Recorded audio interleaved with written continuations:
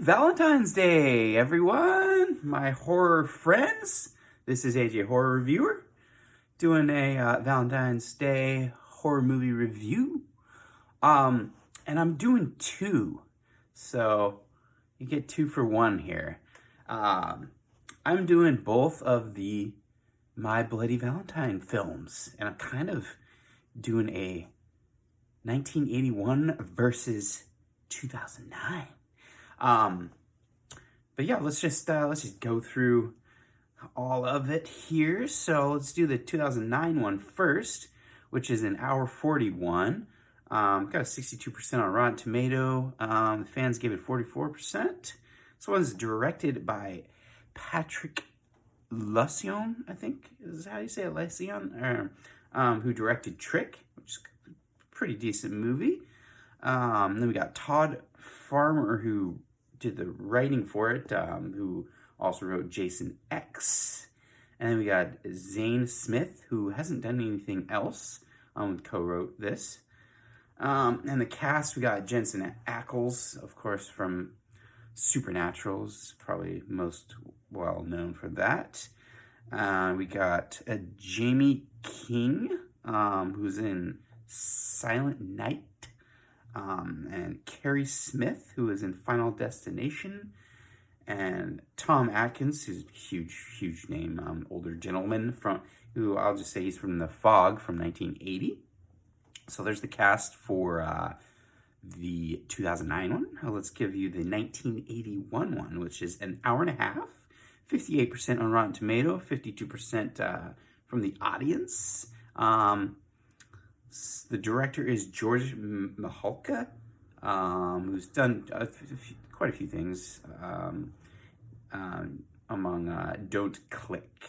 And the writer is John Beard, who looks like this is the only thing he's done. Let's go with the cast from the 1981 My Bloody Valentine.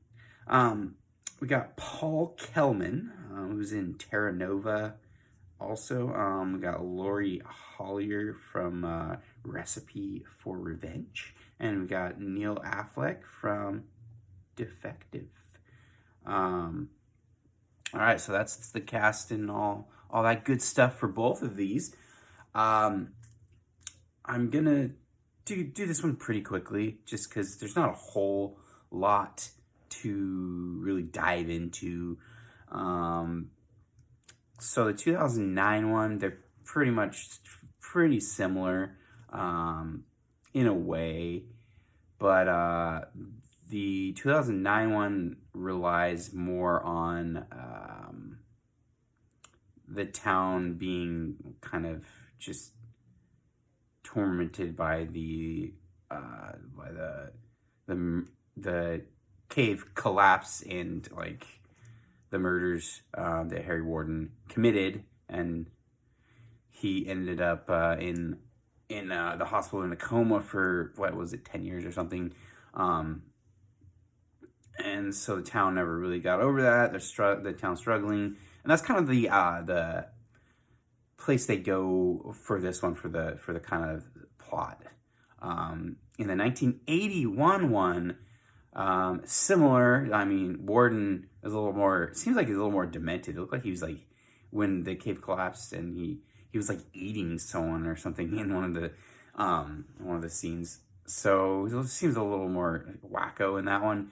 But this one was more about the dance, and don't have the Valentine's Day dance or party or anything. Otherwise, Harry Warden will come back. And that's kind of what both of the movies are pretty much. The town's scared, the boogeyman in essence is going to come back. Harry Warden's going to come back, or he's come back because people are starting to get killed by person in the mines, and the sheriff and everything. Yeah, they all think it's Harry Warden, even though in the 2009 one, the sheriff thought he killed Harry Warden, and then in the old one, he also they thought he was dead as well.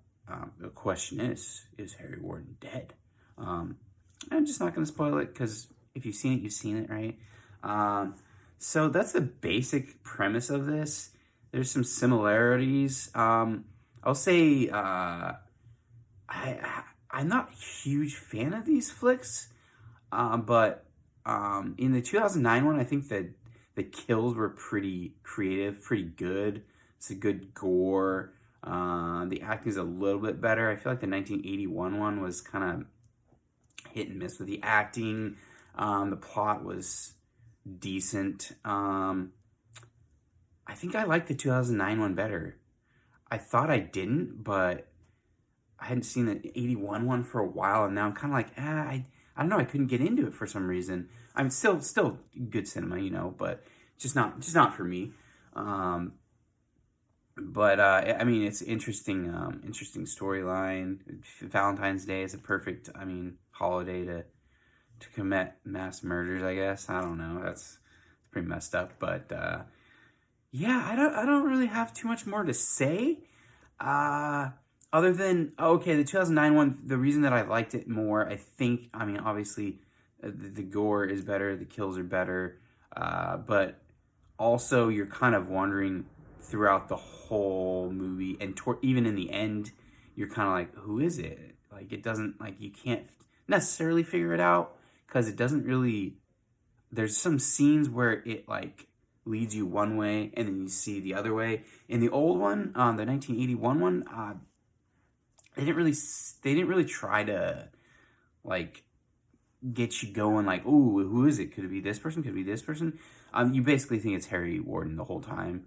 And the person that did it, I mean, it's a shock, but you're also like, I don't know.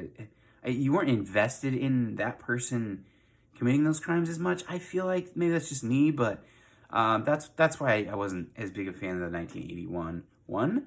But that's what I got for this one. Hope you're having a great Valentine's Day and have a lovely rest of the day or night.